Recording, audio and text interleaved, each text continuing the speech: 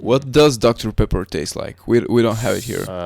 Bliss. If you were to imagine what manna from heaven tastes like, I would venture to guess that that's what Dr. Pepper was made after. Yeah. Is it some like proprietary taste like Coke? Yeah, they've got 23 flavors inside of each can. 23? Yeah, who knows what they are? But a lot of it's like a lot of people say it tastes like medicine if they don't like it, but I think it's like the best thing that's ever been put on the earth. A lot of people are wrong.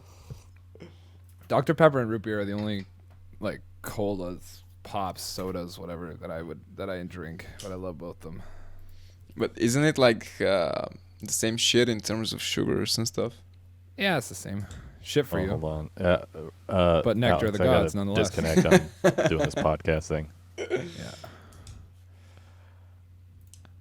If you want, I can include that in the intro. That would be a sick intro with Dr. Pepper. Sure, Yeah. of course. Dr. Pepper is life. Hashtag not a sponsor yet. Welcome everybody to podcast number 9 with me and my most honorable co-host Wyatt. Today is Wednesday and we've got yet again a very special guest. It's Chadwick. You may know him from Wyatt's Facebook timeline because he is sharing his gaming every day.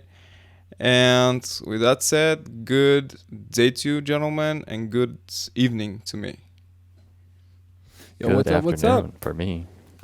Good morning. Yeah, Good morning. Yeah.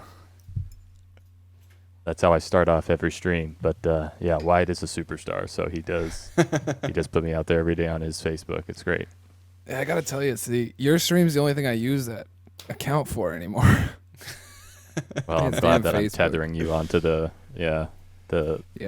dark annals of Facebook. Yes, sir. Well, yeah, so we've got a fellow content creator in the house. That seems to be the trend. Is we've had a lot of content creators in the last little bit, and everybody specializes in something different. And I think I'm really excited about today's because this is something that's brand new to me and something that I'm really excited to talk about, and that's live streaming. And like I've been on YouTube 8 years, so 8 years of pre-recorded content. And stepping into live is a completely different animal. It's a different beast in every way, and there's so many different complications that you don't necessarily see arise in pre-recorded videos and pre-recorded content.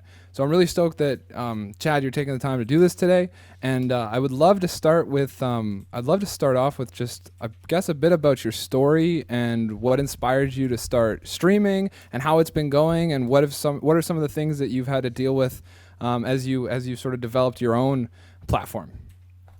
Yeah, I mean it's pretty crazy. I mean streaming is a pretty unique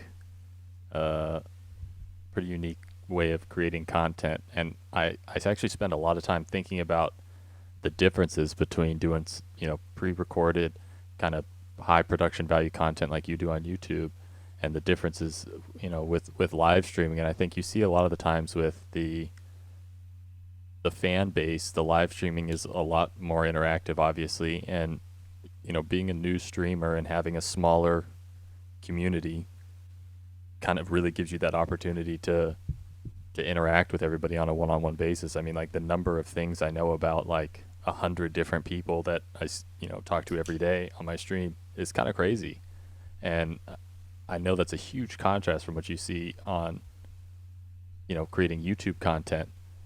But what I wanted to know, Wyatt, is like from your experience since you just started doing it and you're streaming on Twitch now. I mean, the success that you've been able to have like right off the bat is super crazy. That's awesome that there's so many people from your YouTube family base that have immediately latched on, and like every time I'm watching you stream, there's so many people that come in and say like, oh my god, I didn't know you live stream, this is awesome. But like, what are some of the things that you see as different or more challenging on streaming versus creating the pre-made content for YouTube? Well, right away, and this is just specific to me, right away there's a very drastic contrast between the two different formats. Well, not formats, excuse me. Between the two genres, right? One being music, and then everything related to music, production of music, performance of songs on the drum set, covers with other individuals, lessons in how to play songs, like all the stuff I do is one camp. And then Twitch is completely different. It's not, I mean, it's gaming versus music. They're different audiences. So that's been the biggest thing that I've dealt with is like, here's an example. I did a live stream with a group of YouTubers. There was Lindsay, myself, Orion Reacts, and Matthew Runaway. We did a live stream. It was a 3-hour live stream where we recorded a reaction series for YouTube, but we live streamed the process of recording that reaction series. I had 300 viewers, whereas with whereas with my gaming content, I do between 10 and maybe, like last night I had 25 people were my peak, but I was about 10 to 15 for the majority of the stream.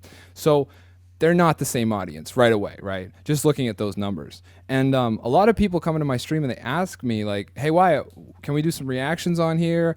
Can you set up your kit and we play on here? Like I would love to come and donate some songs as requests for you to cover live on stream. That'd be sick.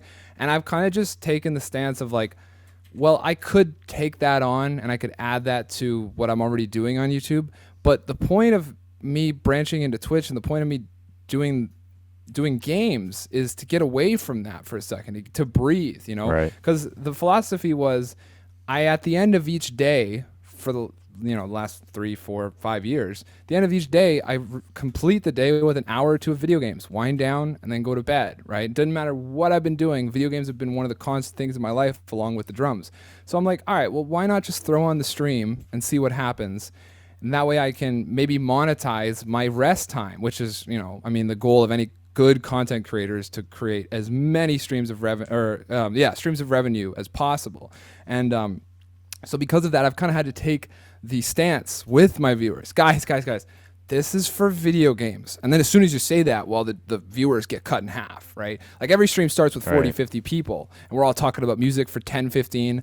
And then I get into a game, and as soon as the game starts, we're down to like 10 people, like just gone, right? So yeah, they're very, very much so different audiences. And I can even carry that forward back into the pre-recorded, because I just started my second YouTube channel, which is now titled Stav Gaming.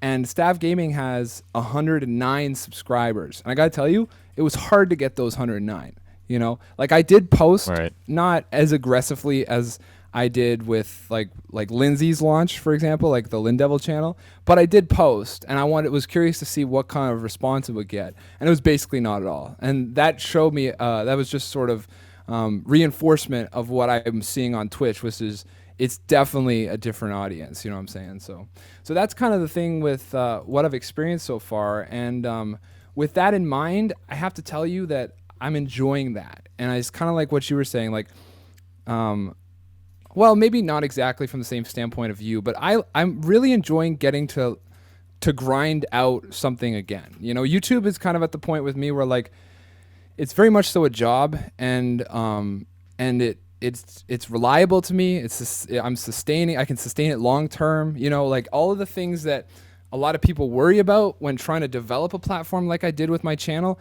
those worries and concerns and the anxiety is totally gone at this point, right? Because the concept's proven to work. For 2 years, it's been sustaining me and Lindsay, and all of our adventures have really been funded because of that YouTube channel. So it's become my job. And I said to Lindsay when I got into the streaming that, I used to work retail. I used to, throw boxes around for 8, 12 hours a day. And then I would go home and play drums for an hour or two and try and get a cover up every week. And that was my side hustle. So I had my main gig at the mall or whatever I was doing, warehouses, factories, whatever. And then I had my YouTube was the side hustle. Now I've got YouTube as my job and Twitch is my side hustle. So I don't know. I'm just very, very, first of all, very extremely blessed to be able to say that. And it's really exciting. I find that because I have a smaller audience on Twitch and my second channel now, just getting those small milestones, like hitting 100 subs, that actually felt really dramatic to me. Whereas hitting 200,000 on my main channel didn't really feel like what I'm experiencing when I do get, some gifted subs on Twitch, or I do get to a new milestone in an average sub or views rather, or when I do get 100 subs on the second channel. So I don't know, it completely sparked and ignited like a new passion new interest. It's almost like I'm at the bottom of a mountain, and because of that, there's so much to do, so much to learn, so much to climb, that I'm just so excited every day I get to do it. When I get done with the YouTube stuff and I get onto the Twitch stuff, I'm like, all right, what's today gonna bring? Let's figure this out. You know, like there's so many more problems that I get to solve again, which is just really exciting for me. So I definitely wavered off the question, but I hope that answered it.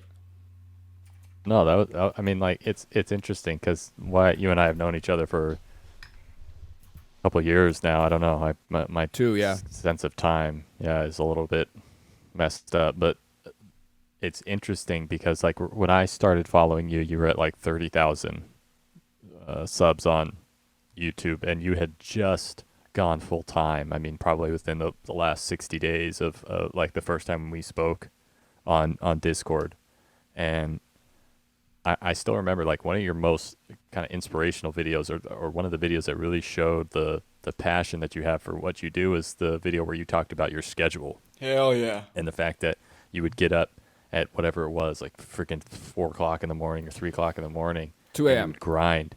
Yeah, 2 a.m. for hours. And then you get up and you go to work at the warehouse, and then you'd come back home. And like the push to like, I want to do this full time, made you come up with this crazy schedule. And on top of that, you were still working out. You were still doing all this other stuff. So like it's actually been really cool as like a fan and a friend to see that passion reignited a little bit with the Twitch thing. And you're right, there is something special about, being at the bottom of the mountain, like you said. And that's something that I struggle with, every day. Is like, you want to find that success, and you have to train yourself to not look at, streamers who are at different points in their career and say like, oh man, look at, Stone Mountain, who's like, one of the bigger Facebook streamers. Oh man, he's got 37,000 concurrent viewers, or, even on his slow days when he's at 9,000 concurrent viewers. But then it's like, oh, well, come on, dude, he's been doing this for 4 years. And, you see people that are maybe 6 months or a year ahead of you, and you're like, oh man, I would kill to be where they're at. But I mean, there was a point in time where when I first started, I'd kill to be where I'm at now, which is like, I can, when there's 10 viewers on, that's great. And sometimes we peak up near 50. So it's like, you have to constantly remind yourself and give yourself that perspective of like, oh, okay, yeah, it seems like a grind right now, but like that's what makes it special. Like that's what makes the growth worth it, is hitting those milestones and finding out things to be proud of. It's fun, man. Yeah, it's something new. I gotta say too, along those lines, there was a lot of people for a lot of years, the supporters, the close ones, my family, my close friends, my bandmates, who would say to me, or we would get in conversation with each other, and we'd say it to each other something along the lines of, you have to enjoy this now, because just because you get to the top doesn't mean that the problems will go away. You'll just be faced with new struggles and new problems. And I always thought that was bullshit. Like anybody at the bottom of any struggle, anybody at the bottom of any pursuit would assume that right away. Like, what are you talking about? Like, when I get to the top, I'm not going to have to worry about this. I'm not going to have to worry about that. So of course it's going to be better up there. Don't try and tell me that. Don't look down and try and tell me that. But now, getting to the point where I'm comfortable with YouTube and starting over, I really am living that now. And I think I'm more grateful for it because of that, because like, I know what it comes to in the end, and I know that there's no, like, the grass is definitely not greener. It's always the same. You have to love it, because it's always going to be brutal. It's always going to be difficult. There's always going to be struggles, and it's always going to be as rewarding as you make it, as you choose to make it, right? So talking to the audience right now, because I imagine a lot of the people listening to this are in their early years of their own content creation. That message of enjoy the struggle, enjoy the process, make the most of, where you are at any point in the grind. I can say personally that really resonates with me now more than ever. And I hope that it does for you, even though I know a lot of you won't believe me. If I may just... Somebody at the beginning... Oh, yeah, go ahead. If I may pitch in, just along these lines, actually, like 3 hours ago, I was texting with a friend, and I was telling him about YouTube, because the last like month, I saw pretty rapid growth for myself, and I'm still trying to process it because it's just insane. And he said, okay, just hypothetically, it's pretty impossible to happen, but yeah, hypothetically, what will you do? Imagine that in 5 years you're a big YouTuber, and or let's say we're as big as Wyatt, and tomorrow something happens, and this is super hypothetically, something happens and YouTube goes down, or even the whole internet goes down, and there is no internet, or no YouTube, no social platforms. What are you going to do as a YouTuber, as a content creator? And for a split second, I really got a little panicked, but then I just answered him, well, with all the skills and all the knowledge that I've gathered along this way, and probably in 5 years I will know, and I'll be able to do a lot more. I'll be super excited to use these skills in some other avenue, in some other platform, or some other way to express myself and the music, and the art, and making videos and whatever. So I wouldn't be that much stressed. Yeah, sure, it will be a financial disaster probably, but I wouldn't be feeling, and I guess it's the same with you guys. I think we wouldn't feel defeated. Quite the opposite. Probably we'll be super excited to start something new and apply everything we know to build it again. Yeah, when stepping into Twitch, as I said a moment ago, it's a completely different audience, right? It's a completely different group of people. It's a completely different scene.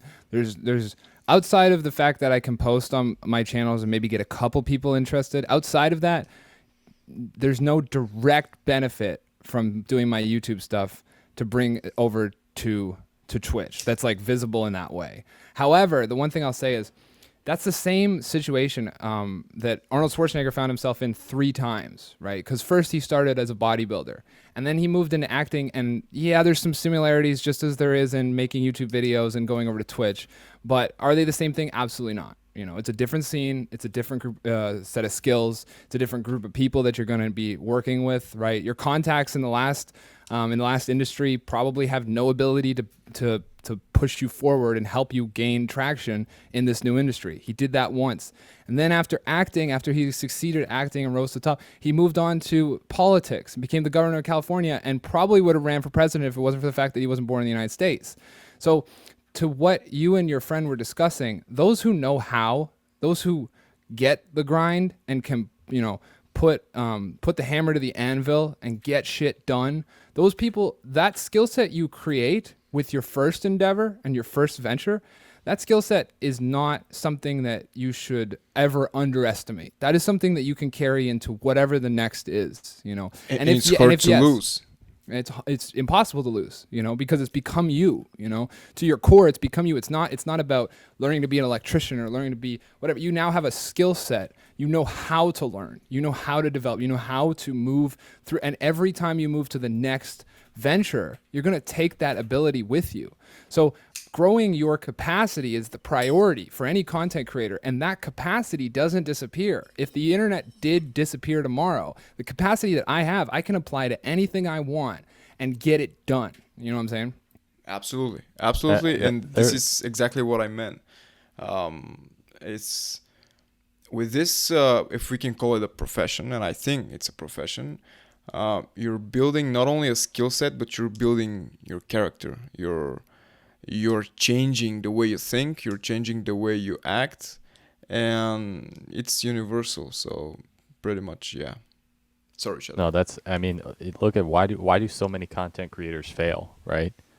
They don't see the level of growth that keeps them engaged, and then they think they can't do it, right? So if you had a time machine and you could say, like, you could go into the future and see, okay, this content creator makes it, and then go back in time and tell that content creator, listen, dude, I'm a time traveler. 100%, I can guarantee you that you're going to make it, that you're going to be able to turn this into a profession, that you're going to be able to earn a living, that you're going to be a top YouTuber, whatever it is.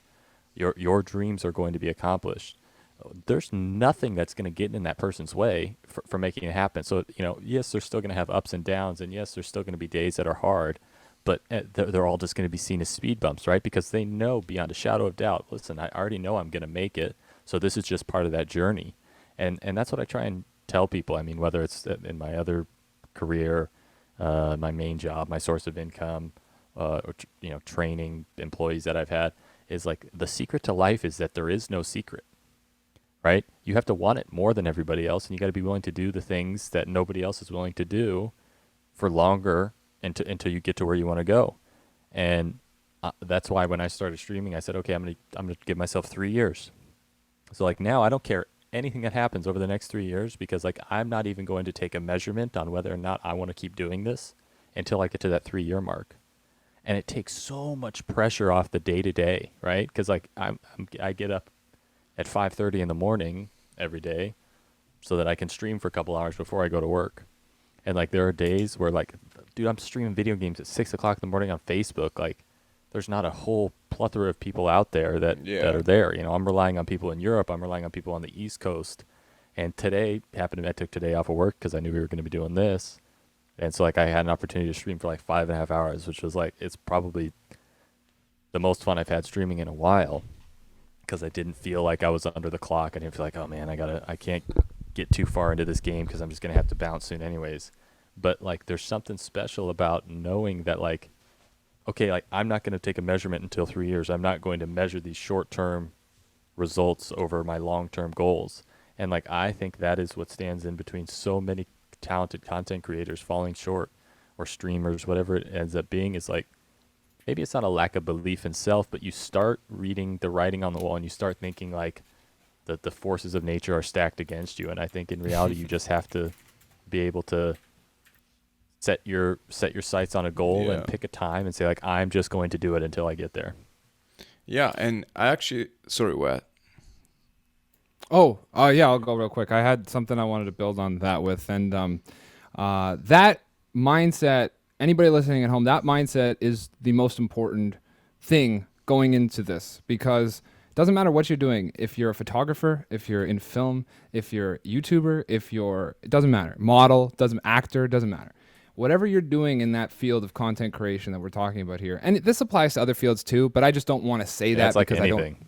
I don't truly know, because of my backgrounds are specific to the things I just listed. So I'm just going to talk about that. But I imagine that there's definitely some parallels in a lot of other places, right? Because really we're just talking about good life skills here. So, but that mindset of pick a date in the future and work towards it and then evaluate yourself there, that's the most important thing you can do when you start this. Because setting high expectations and missing those deadlines, missing those early goals and those expectations, that is 100%, as you said, Chad, that's 100% why a lot of my students in my master's program stop signing up. They stop coming back because they set this goal of hitting this sub count or whatever it was, the amount of content, whatever it was, and then they miss it, and they miss the next one, and they miss the next one, and then, you know what, not cut out for it, not for me. But you haven't tried yet, because on the grand scale of things, you need more time. Here's how I talked myself into getting this done. Here's how. It's really simple, and I think anybody at home can benefit from this and take this and apply this today and and this will help to keep yourself, I don't believe motivation, but this will help to keep you disciplined in your own pursuit. And that is this. I lived by the 8x8x8 rule. That's what I called it. Okay. So I knew in every day that I had to sleep for 8 hours, and I had to go to work for 8 hours so that I could afford to live. And then I had 8 hours outside of those two things. Now, I got to brush my teeth in the morning. I got to drive to work, So now 2 hours out of the 8 that's free time is gone. So now I'm down to 6 hours, okay? And inside that 6 hours, what I did was I did the math. It's really, really simple. If anybody at home's read the book Outliers, if you want to master something to the point where you are a master and you can really monetize that like I do now, you need 10,000 hours at the skill, all right? So 10,000 hours is 5 years at 40 hours a week. So that's just a full-time job for 5 years. That's not much, right? I mean, if you're going to school full-time, that's only 1 year that's only 1 year more than getting a degree. Okay, so 8 by 8 by 8. What did I do? This is the principle that is behind my 2 a.m. and actually before the 2 a.m. midnight wake up schedule. All right, so I knew 8 hours working, 8 hours sleeping, 2 hours for sure going to be travel and laundry and groceries and whatever. Okay, so I guaranteed myself that every day I was going to put in 4 hours. Okay, 4 hours at the kit or whatever it is to master that skill, master the drums. And by that math, 10 years, and I'm going to have this under wrap. I started at 14, I'm 25, and now I'm completely self-sufficient at that one thing that I wanted to do. And that's because I just took the system and I applied it based on the teachings and principles that I had just read about in some basic texts that are out there for everyone to consume inside of the learning and self-help genre of books, right? So that sort of, all right, don't even evaluate it until you've done it for X amount of hours. That is so important because that mindset in the back of your head at all times is going to keep the day-to-day failures that you're going to have to endure, it's going to keep those tolerable. It's going to keep it so that the next day, all right, whatever, we learn from it. I won't do it again. Let's do it over. Right. And, you're never more than one video or one stream away from blowing up, and I think that's another trap that so many people fall into is, because you have this thing, drumming is like, okay, I'm going to get better, I'm going to master this. And you have a lot of people who come in as masters of their craft, right? And whether that's somebody who's audio, visual, production quality, whatever it is, like they know everything there is to know about putting these videos out that look professional or putting these streams out that look A+, top 1%, or they're an absolute shred fest guitar player, like they melt face for a living. And then they go into content creation and like they stumble out of, to quote a Rush lyric here, stumble out of high school waiting for the world's applause, right? Being good at it isn't enough, right? Because if all you had to do was be the best at it, then the content creation community would look completely different, right? I mean, like, look, I don't want to call anybody out, but like there are drummers who, from a drumming standpoint, and somebody who's been drumming for 28 years, like I'm a little bit of a hack, but like I'm good enough to like know when somebody's like a really good drummer. There are guys who are super successful content creators in the drumming realm and are not in the top, whatever it is, 10 percentile drumming talent. Same for guitar players, same for everything, same for gamers. Like, how many gamers do you know that are successful streamers who are absolute garbage at the games they play? Oh, like, so many. It's not about being the best. It's about having the tenacity to persist through the failures to get to the goal that you want to get to. I just want to... Sorry again. Oh, I just said your name. Go. Oh, okay. Because I'm talking at the same time and I just didn't hear you. So what I wanted to say before Wyatt pitched in was I want to talk about the other end of the spectrum. I mean, it's not about that you should not give up.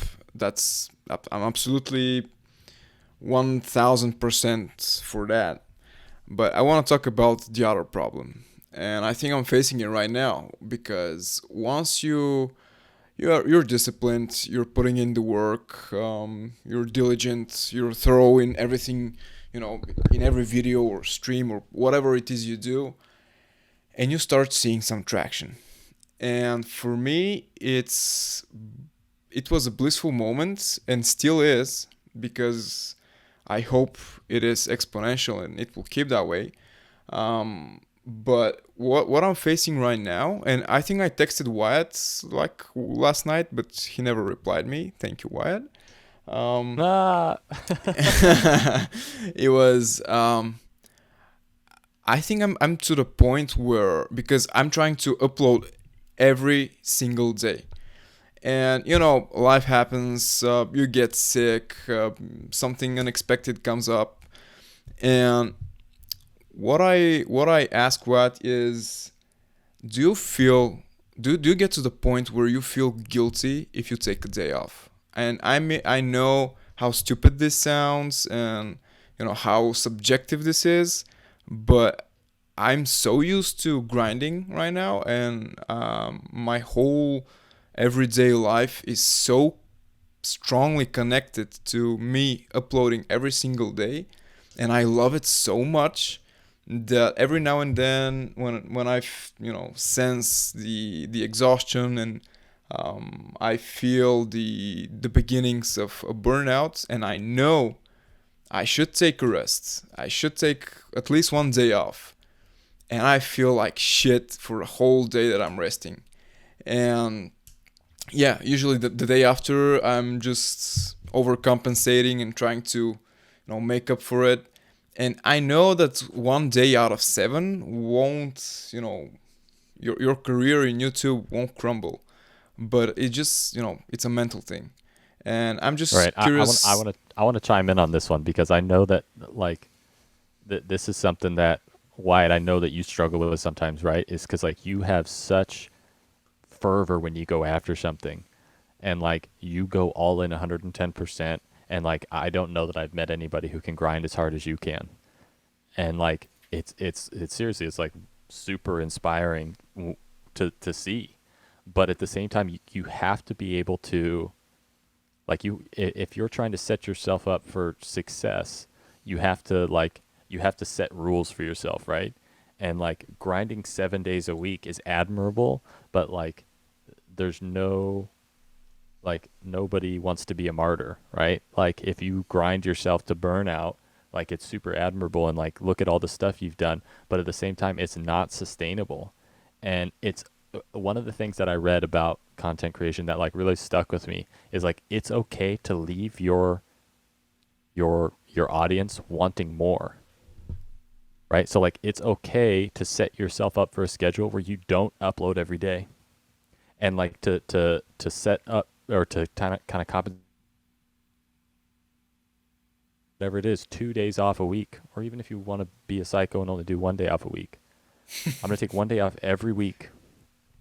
And instead of creating content, I'm going to spend 2 hours that day coming up with new ideas.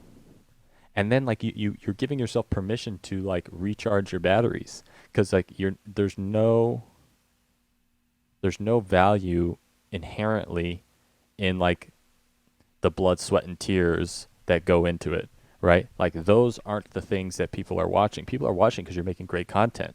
And if you can make great content 7 out of 7 days of the week for 8 weeks at a time, and then you burn out for a week or 2 weeks, and then like you got to come back and you're reinvigorated, that cycle is deadly, right? You're setting yourself up to constantly be going through that.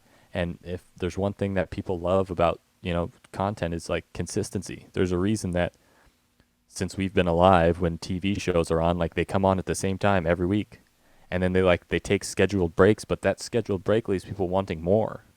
And so like you've got to come up with a schedule, and like you're the only person who can tell yourself like what that's going to be, and then like you got to stick to it.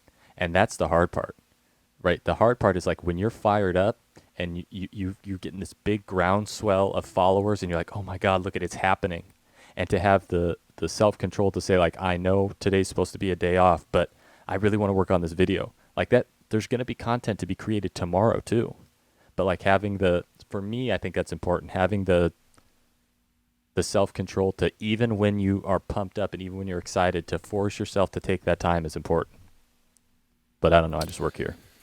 No, 100%. I agree for sure. I've changed a lot in the last how long, what month is it? 8 months? Since the start of 2020, I've changed a lot. I've done a lot of, I guess, soul searching, and like I was able to grind to the degree in which I did to build what I have created.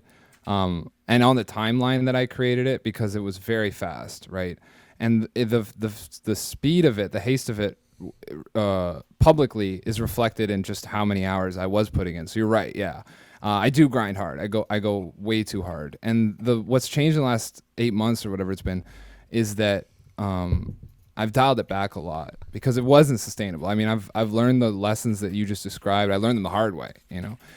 I was able to do that because I built a philosophy. I built a way of thinking that almost killed me. I mean, like to just speak frankly and speak like deep right now, almost killed me, because my whole thought process day to day, my motivations in life, the things that I cared about the things that drive me, I took all of them and cut them out. Right. And I did this over the course of years. So it was years that I was living from a point of only one thing matters. Like I would tell people that, like, I don't give a shit about friends. I can buy friends when I'm where I want to be. Get the fuck out of my way kind of shit. Right.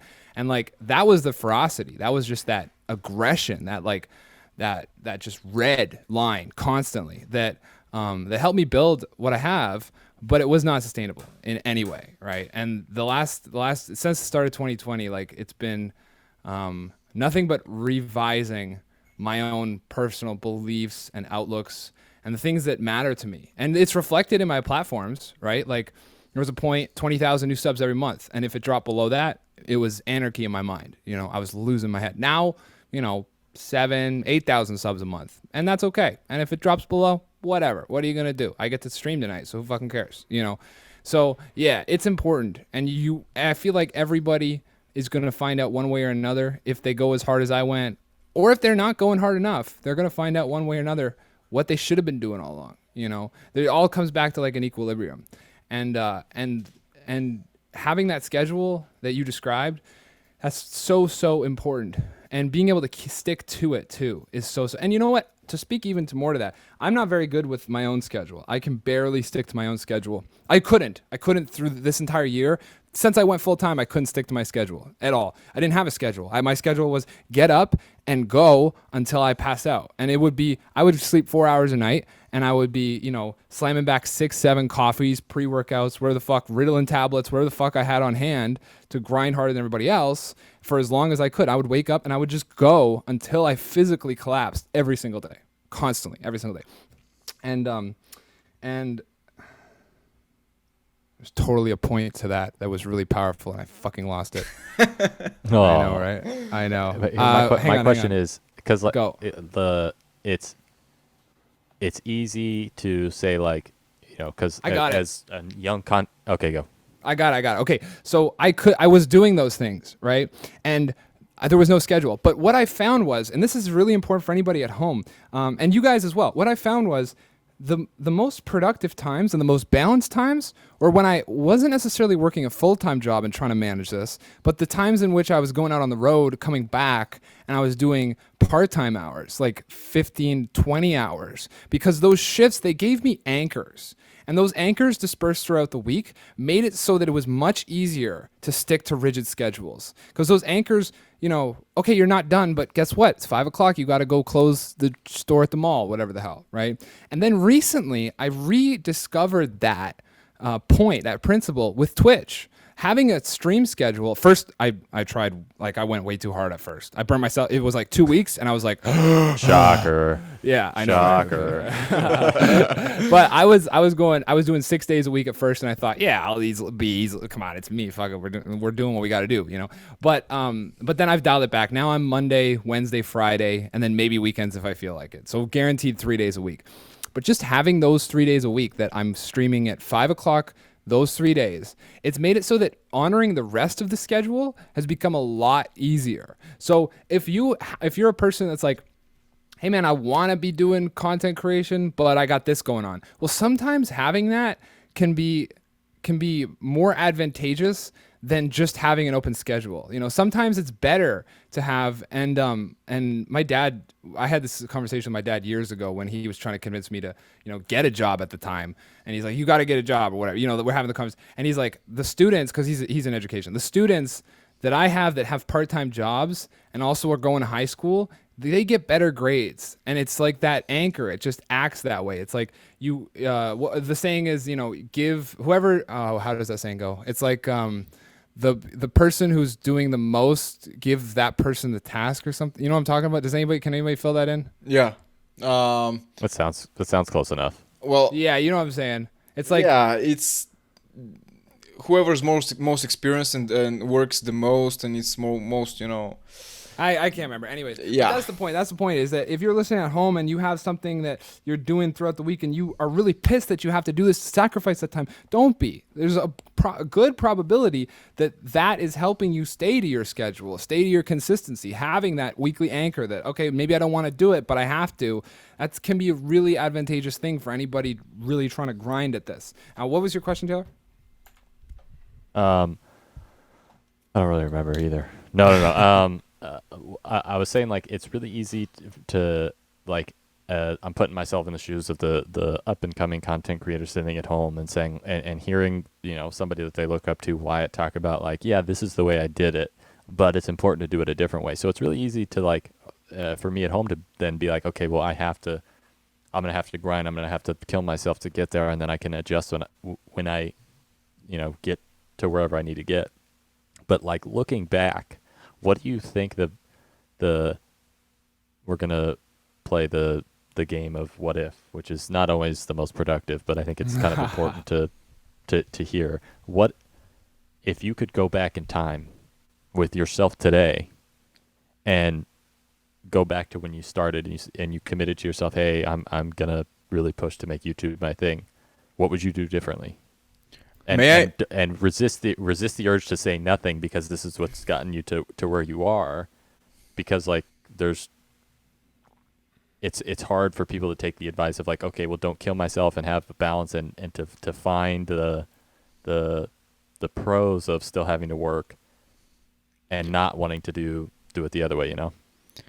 Before what answers, can I just say my answer really, really quickly because Yeah, yeah, yeah, yeah. he's gonna take us to a whole nother dimension, and I don't want um, to interrupt him then. So to what you said, I think that well, I honestly I don't think that everybody has the capacity and the is able to go to such extents as Wyatt is going. And I mean, I'm grinding hard, but I'm not as close as him. But I think we have talked for about this like several weeks ago, and it's you should be a certain kind of person where first off you must take the decision that this is your life now. It's not something that you're doing on the side. It's not something that you're doing in Friday nights and weekends. This is your life, and you're going to do absolutely everything that you need to do in order to achieve this. And people like Wyatt and maybe like me, we're taking this pretty damn deep, and we're taking it pretty personal. And the problem is, at least I think this is the problem, is we start to love the pain from grinding. We catch on to the benefits, we catch on to the progress, and as the numbers go up and things start to progress, and uh, breakthroughs are coming and going, you're getting more and more in love with this process, to the point where you start to love the pain. You start to love the underslept days, and next thing you know, poof, you're burned out. So yeah, I just think that it's it's impossible for someone who's looking up to Wyatt, and he's listening to this podcast, to say, okay, I need to kill myself for 10 years, and that he's actually going to kill himself for 10 years. I don't think that a lot of Right. people are able to do it. Just Right. Well, and that's why I don't want people to be discouraged because they don't have that in them or they're not going to do it. And that's the exercise, right? And I love the way that you put it. You start to fall in love with the pain, right? You, Yeah. you you start to you put the pain up on a pedestal as like that's my secret sauce. That's the thing that's gotten me to where I am, and to a large part that's true. Like that grind and that pain, that the sacrifice that you were willing to make is a big part of what got you your success. But to the people who It's don't not have healthy. the ability to do that, right? It's not. I mean, that's probably subjective. Who knows? Like, it's probably not healthy to fall in love with that because then you start once you achieve a level of success that's not required anymore. You start to assume that, well, the only way I can continue to grow is to continue to find that pain, right? And you find more and more perverted ways to recreate the pain and the struggle of starting out. And like that's the thing that I want people to take home is like you can't look at it like, oh, well, I'm not growing the way I want to grow because I'm not full time, or I can't get to where I want to get because I'm not full time, and start thinking about like, well, what are the benefits of not being full time, right? Like, Yeah. I have this job that supports me, that pays the bills, but it also takes the pressure off of like, when you're full time now, all of a sudden it's been 4 days and you haven't put a video out because you've got writer's block. Like that type of pressure, that type of like that is going to sink you just as fast as anything else. And it's like important to be able to like find the benefits of your current situation and understand that like if we're going to look at the finish line as 3 or 5 years down the road, and I tell you that you've got to put out 200, 400 videos, whatever it is, and then you're going to achieve the level of success that you achieve. Does it matter if 1% of those viewers come after every video, or if after 3 years and 350 days, whatever it is, you put that one video that grows you by 200%, and then you've made it. And like people get so sure of what they want that they pass up on something better. Like you have permission to chase your dream as long as you're okay with the journey not looking exactly like you think it's going to. Yeah. Sorry, Wyatt. Sorry for stepping in, bro. I don't care. You're good, dude. I'm gonna speak to that, and then I'll answer the question. This is just personal. So talking about what Chadwick was just describing, okay, this kind of actually works with the question, which is what would I do differently? I'll figure out something that I can say, but definitely my first answer is I wouldn't change it.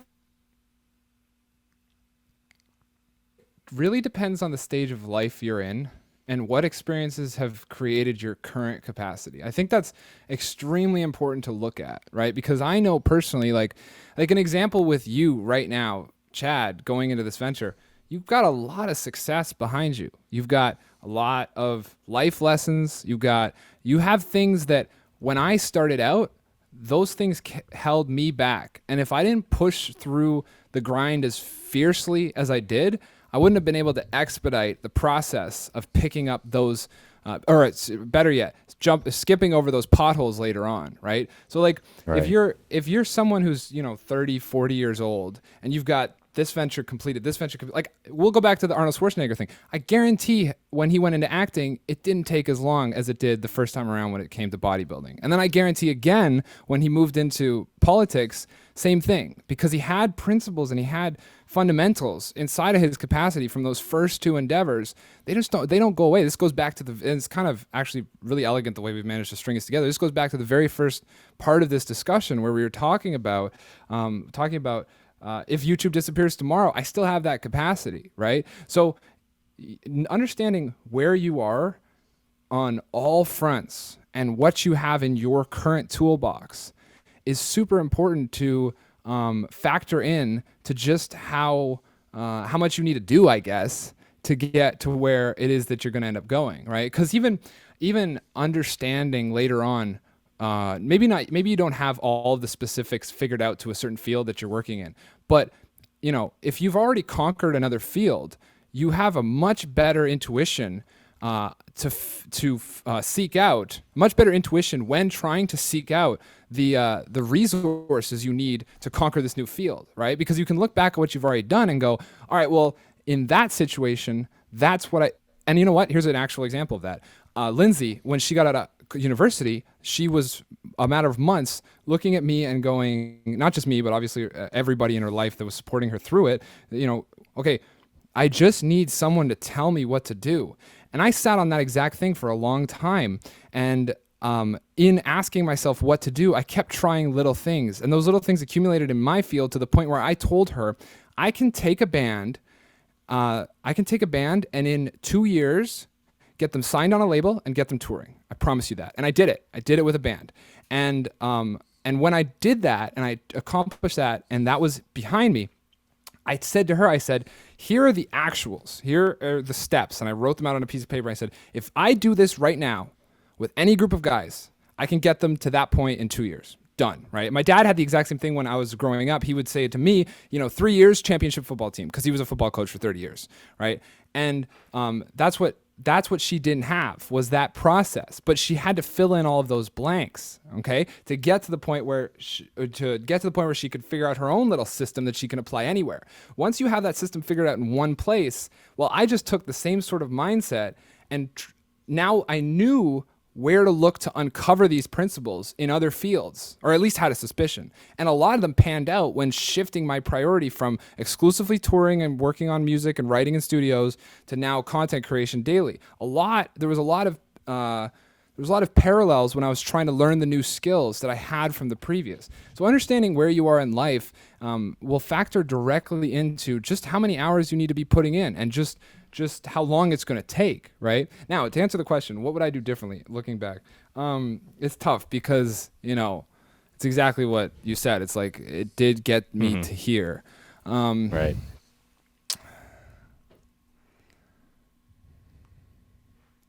Damn, dude. I don't.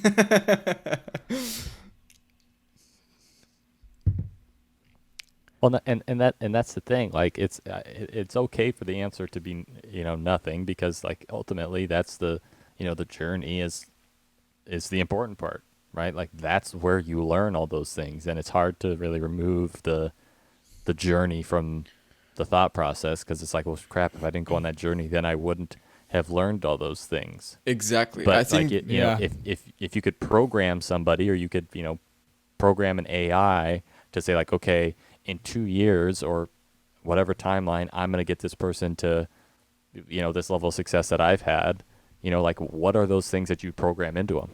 Oh, what would you cut out? That's a much better way of looking at it, because I give that to my master students constantly. There's a lot of specifics, I guess, just along the lines of like mistakes with gear and stuff like that, like, I don't know. Let me think. That's a better way of phrasing it, I guess. So I spent, Oh, you know what? Here's a big one. I would have switched over to YouTube way quicker. I always had a hunch that what I'm doing now was going to be as relevant as it is now. I just would have liked for myself to start it sooner. I listened to my dad for a really long time, and don't get me wrong, my dad was right with 90% of what he fed me that helped me grow.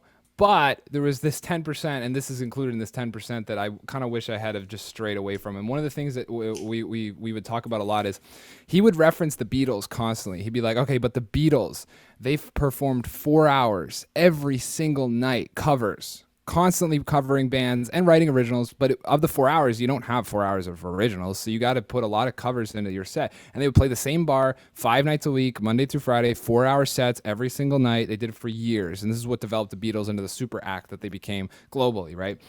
And so all through my childhood, whenever I brought up my dream of becoming a musician, it was always harped in my household from my father to me is go perform. You have to perform. You have to perform. You have to perform. You have to perform. You have to perform.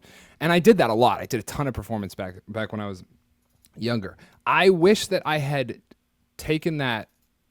I wish that I had cut out performance a few years before I did, and then really just focused on YouTube. That's one thing that I would say that I wish I had done, because what I was noticing was I was like I've been watching Twitch since Twitch wasn't Twitch, since Twitch was just StarCraft streams. Like I've been watching Twitch since the very beginning. So like, and I grew up with computers and technology. I was on a computer at a year old. I was playing video games by the age of 1, 2. I was like Reader Rabbit. I was Star Wars Battlefront. So like my lifestyle and integration with technology was 100%. It was 1-to-1. World of Warcraft, all that stuff through my childhood, right? And that gave me a lot of advantages when going into my current profession and going and tackling some of the things that I've done throughout my career, because it was, once you speak one language on a computer, it's very easy to switch to a different application and figure it out, right?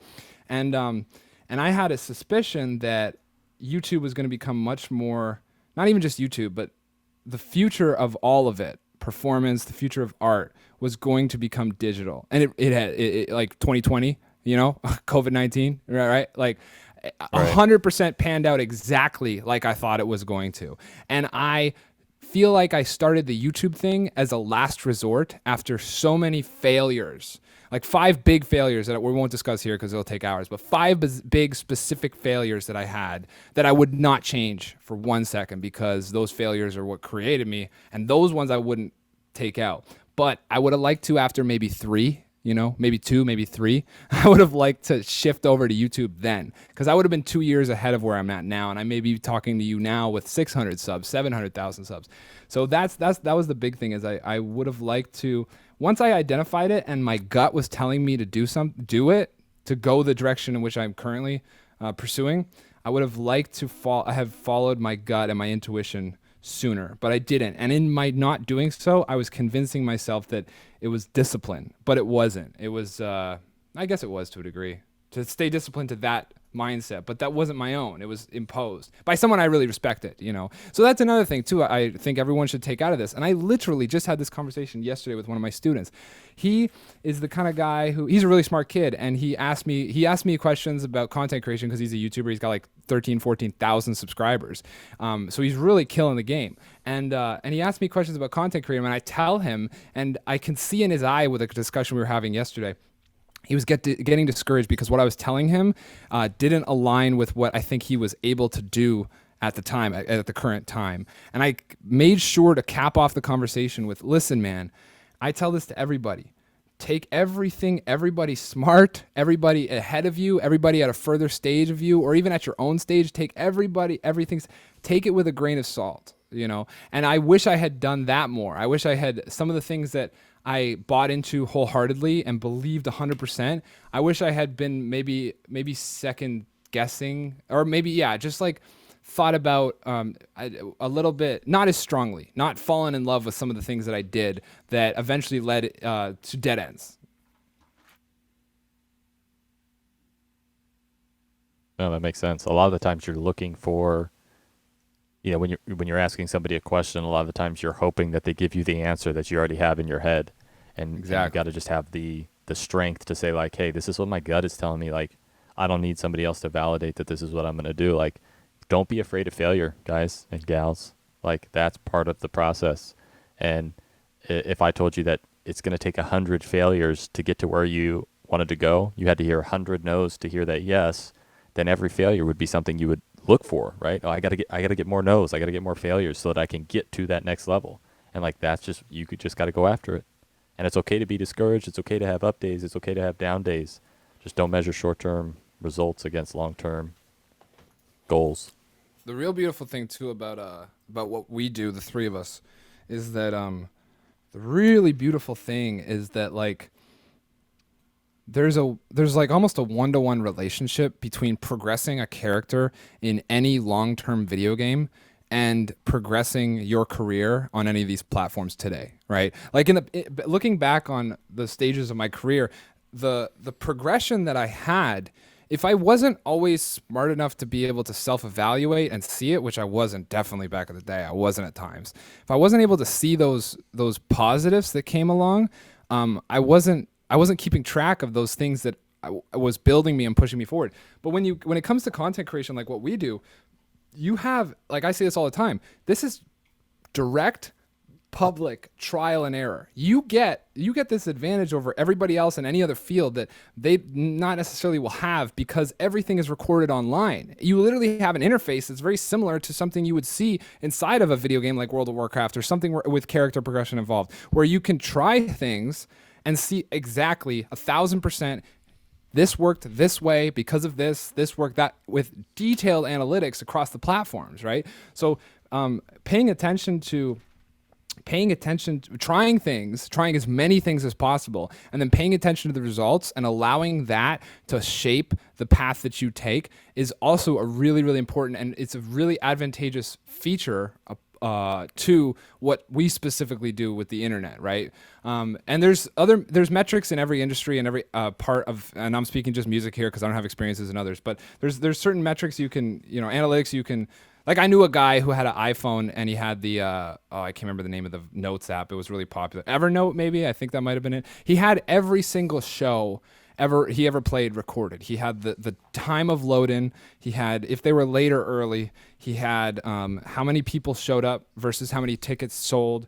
He had like everything. Like, I think even one of the things he was recording was the decibels of the crowd response two bands versus his band. He would have like a decibel meter and actually like he had, and this dude I have a ton of respect for, because he was the drummer for Abandoned All Ships at one point and two other really great bands, and I had a ton of respect for. He was actually signed to the same modeling agency as me, kind of thing, and that's where I met him, and he showed me this on set, and I was like, what the fuck is this about? Like, I don't know any of this shit, dude. Like, I think I was on tour last month, but I blacked out. I don't know, like, you know what I'm saying? Like, so what I saw from that was, and I never did it myself, but now I don't have to do it, and I can use those analytics on YouTube and Twitter, or Twitch rather, in the same way that he was doing with his live shows for his band. And that's like a direct relationship between try it, fails, do something else. You know what I'm saying? Absolutely. Yeah. Pretty awesome. That's I wish I had a decibel meter.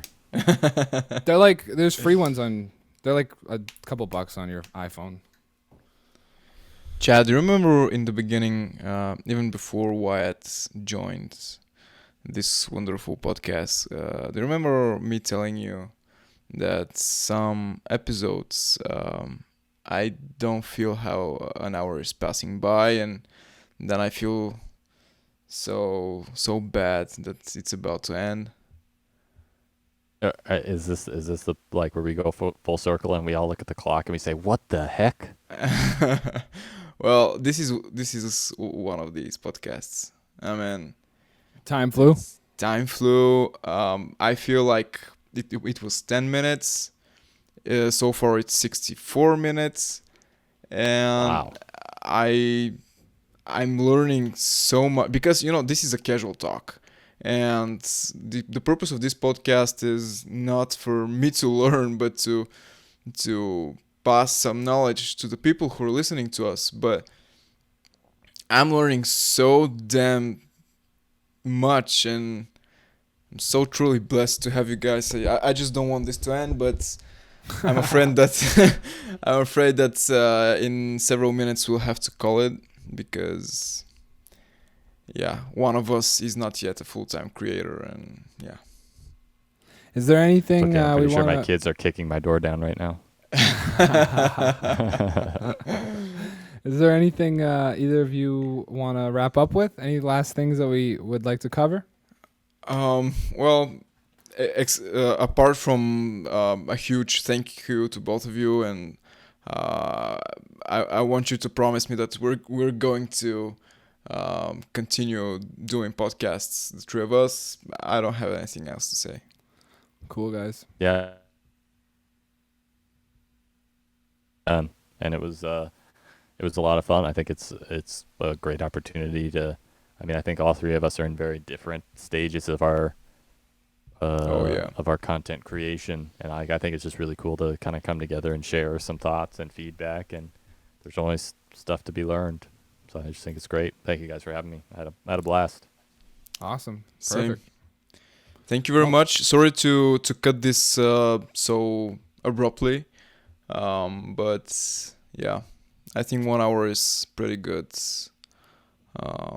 length of a podcast of an episode. Oh, of We're course. all It just means you guys have wrapped to up. have me back so we can do it all again. Hell yeah. With pleasure, bro.